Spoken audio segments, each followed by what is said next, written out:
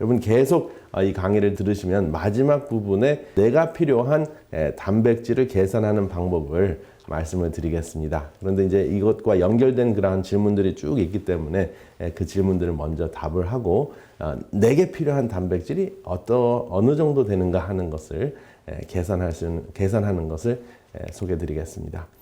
안녕하십니까. 이준원과 함께하는 건강의 지혜 시간입니다. 오늘은 여러분들 질문들 중에서 굉장히 중요한 질문을 답변하는 시간을 가지려고 하는데요. 이러한 질문을 하셨습니다. 하루에 필요한 단백질이 초과가 되면 어떠한 현상이 일어나나요? 하는 질문입니다.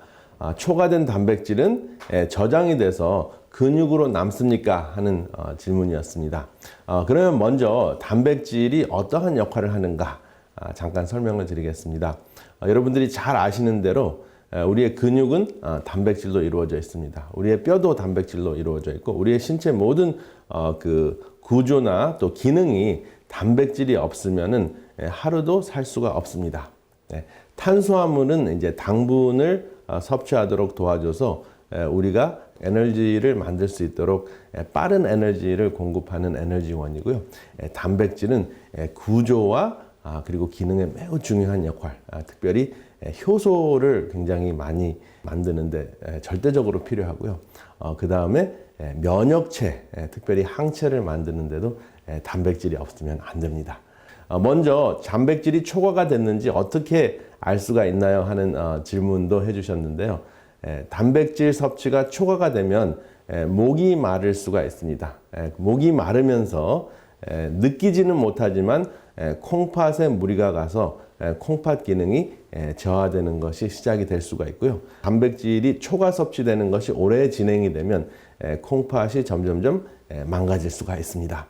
왜냐하면 단백질의 부산물이 질소인데요. 이 질소는 인체의 독입니다. 몸속에 있는 수분과 또 물을 동원해서 독을 희석시키고 또 소변을 통해서 또 대변을 통해서 배출하는 역할을 하는데 이게 독소를 제거할 때 물을 많이 사용하기 때문에 목이 마르는 것이죠. 그래서 여러분들 내가 목이 계속 마른데 이게 당뇨병인가 이러한 생각을 하실 수 있을 정도로 목이 마를 수가 있습니다. 그런데 당 검사를 하고 당뇨병 검사를 하면 다 정상이에요. 그런데 내가 왜 이렇게 자꾸 목이 마르지? 하는 그러한 현상이 일어난다면 무엇을 의심할 수 있습니까? 내가 단백질을 과잉 섭취했는가 하는 것을 의심할 수가 있습니다. 그 단백질이 과잉 섭취가 되면 양치질을 했음에도 불구하고 입에서 자꾸 냄새 나는 현상이 일어나는데 이것이 키토시스라고 하죠. 그래서 고량의 단백질을 섭취하면 몸의 지방질과 그리고 단백질이 분해가 되면서 그 분해된 그 물질의 냄새가 이 키토시스 냄새라고 하는데 이것은 뭐 그 불결함과 상관이 없어요. 그냥 단백질이 분해됐을 때 일어나는 현상, 또 지방질이 분해됐을 때 일어나는 현상입니다. 그래서 체중 감량을 빨리 하고 싶은 분들이 탄수화물을 아주 적게 드시면서 고량의 단백질을 섭취할 때 이러한 현상이 일어납니다. 그러면서 체중은 감량이 돼서 좋은 듯 하는데 콩팥이 망가질 수 있고 또 입에서 악취가 날 수 있다 하는 것 기억하시면은 이 단백질 과잉 섭취 굉장히 심각하게 생각하셔야 될 부분인 것 같습니다. 그리고 제가 처음에 질문드렸던 것 하루에 그 단백질을 섭취하는 그 양을 초과하면 남는 단백질이 저장이 돼서 이제 근육으로 유지가 되나요? 하는 질문인데 애석하게도 단백질을 다 쓰지 않으면 하루에 필요한 단백질 양이 있는데 그것을 다 쓰지 않으면 그 단백질이 지방으로 변합니다. 그래서 가장 큰 문제는 뭐냐면 단백질 과잉 섭취가 복부 비만으로 이어질 수가 있습니다. 그래서 하루에 필요한 양 어느 정도 될까요? 궁금하시죠? 계속 들어주시면 답이 나옵니다. 그리고 또 이런 질문을 합니다. 고기를 잔뜩 먹으면 내 근육이 튼튼해지니까 스테이크나 불고기나 갈비를 그래도 충분히 먹어줘야 된다. 특별히 한창 크는 아이들이나 내가 또 근력 운동을 하기 때문에 육류 단백질을 섭취해야 된다. 이러는 분들이 있는데요.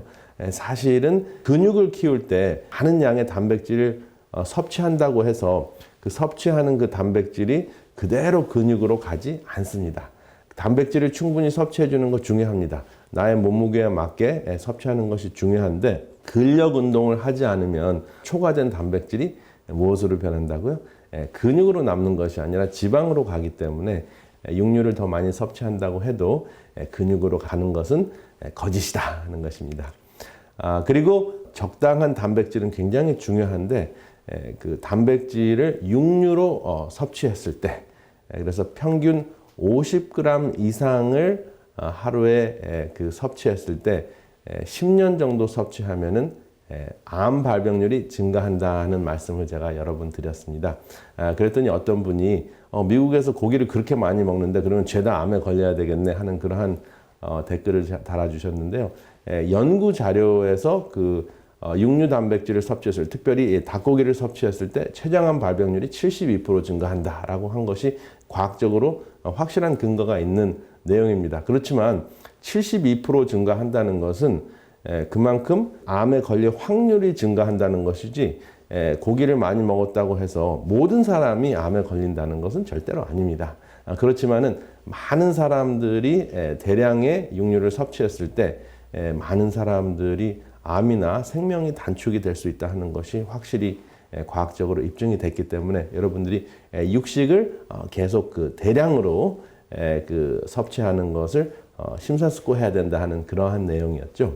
사실은 이러한 연구가 유럽에서도 됐고 그 다음에 이제 미국에서도 20여 년 동안 수천 명을 대상으로 해서 추적 연구를 했습니다. 이것은 전향적 연구인데요. 암에 걸리지 않은 사람들 또 지금 버젓하게 건강하게 살고 있는 사람들이 20년 동안 육식을 했을 경우에 채식을 한 사람에 비해서 암으로 사망하는 확률이 4배가 증가했고요.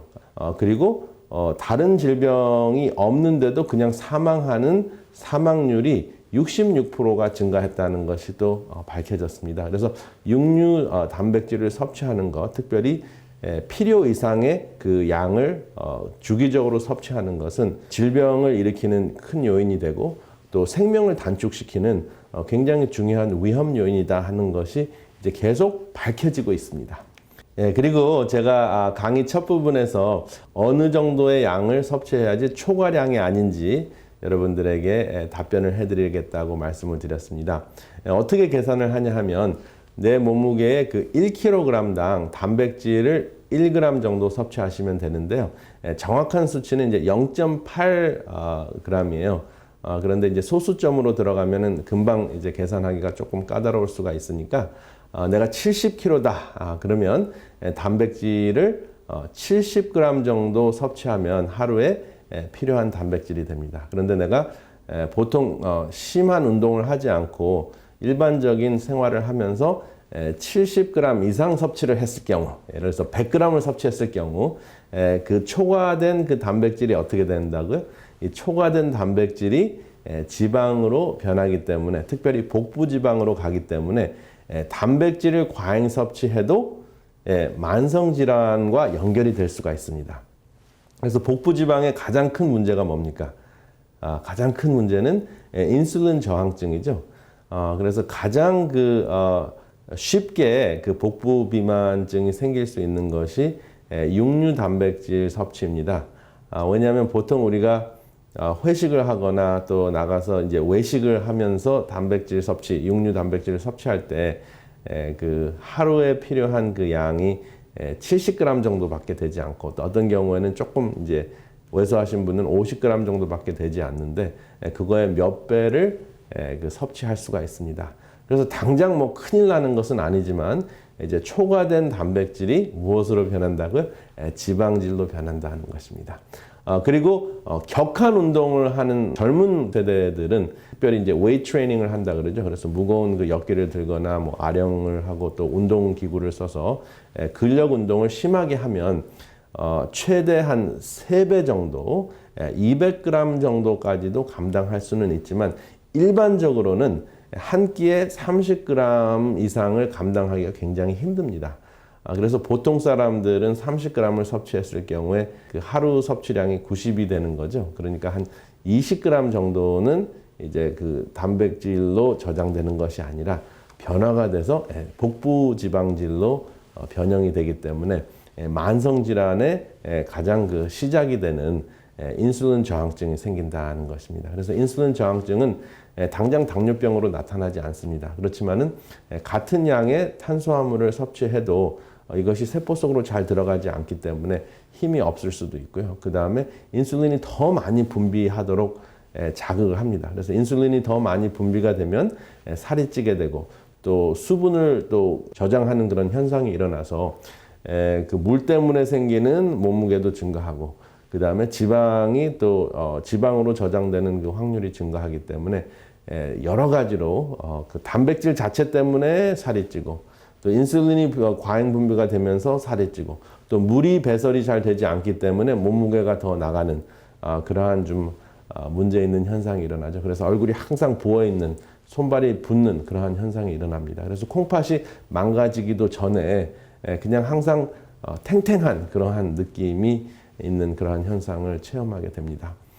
그러면 제가 이제 암시는 했지만 채식 단백질과 육류 단백질이 어떠한 차이가 있는가 하는 그 질문들을 많이 합니다. 뭐 단백질이 단백질이고 그리고 사실은 같은 단백질이면 육류 단백질이 더 우월하지 않느냐 이러한 질문들을 많이 하십니다. 그래서 육류 단백질을 봤을 때 이것은 변형되지 않고 그냥 섭취되고 더 쉽게 우리 몸으로 들어올 수 있기 때문에 좋은 질의 단백질이라고도 이야기하는 그 영양학적인 논문들도 많이 있습니다. 이것은 구조적인 차원에서만 봤을 때는 그럴 수도 있습니다.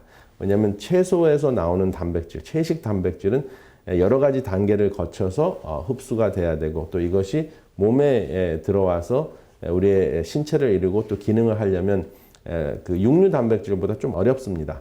그런데 더 중요한 것은 이것이 조금 더 어렵게 우리 몸의 일부가 되고 기능을 한다고 하더라도 후유증이 없어야 되잖아요. 후유증이 대표적인 것이 뭐냐면 염증 같은 그 후유증이 있고 또 우리 몸이 이물질로 보기 때문에 필요 없이 몸속에서 여기저기가 아플 수가 있습니다. 여러분들이 육류 단백질을 선택해야 될지 채식 단백질을 선택해야 될지 여러분들에게 맡기겠지만은 과학적인 근거는 그렇습니다. 근데 이 지구 온난화의 그 가장 큰 원인 중에 하나가 물론 우리가 많은 그 기름을 사용하고 공장들이 온난화가스를 많이 만들어내고 있는데요. 그거에 못지않게 온난화가스의 큰 요인이 되는 것이 소들입니다. 이게 산업화된 그 육류 생산 때문에 대량 생산 때문에 소들이 트름을 하는 것과 방귀를 뀌는 것이 한 그 전체 온난화가스의 18% 정도가 되는데요. 이것은 우리 지구에 있는 모든 차들이 방출하는 그 온난화가스보다 더 많다 하는 것이 확인이 됐습니다. 나의 건강 하나 챙기기 위해서 육식을 피하는 것보다 지구를 지키기 위해서 육식을 피하고 대량 생산은 우리가 정말 심도 있게 생각해 봐야 되지 않나 생각이 됩니다. 사실 이제 앞으로는 가스를 넣어서 가는 차가 아니라 그 전기차로 바뀔 것이고 그리고 이제 지금 미국에서는 대표적으로 큰 그 회사 두 회사가 채식으로 만든 육류와 맛이 거의 분별하기 힘든 그 인공 고기를 만들었잖아요. 그래서 전 세계적으로 지금 그 보급이 되고 있는데요. 그 중에 대표적인 이유가 사람의 건강뿐만 아니라 이 온난화가스를 감소시키기 위한 노력입니다. 그래서 여러분들의 선택이긴 하지만 여러분들이 이것을 생각하시면서 내가 어떠한 식생활을 앞으로 가져야 할 것인가 여러분들의 단백질 과잉 섭취와 관련지어서 생각해 주시기 바랍니다. 그래서 지구의 온난화 현상과 새로운 팬데믹을 예방하기 위해서라도 육류 음식의 산업화는 현저하게 감소되어야 되지 않는가 하는 것이 오늘의 건강의 지혜입니다. 오늘 육식인가 채식인가 내가 필요한 단백질은 어떻게 섭취할 것인가 한번 생각해 주시기 바랍니다. 감사합니다.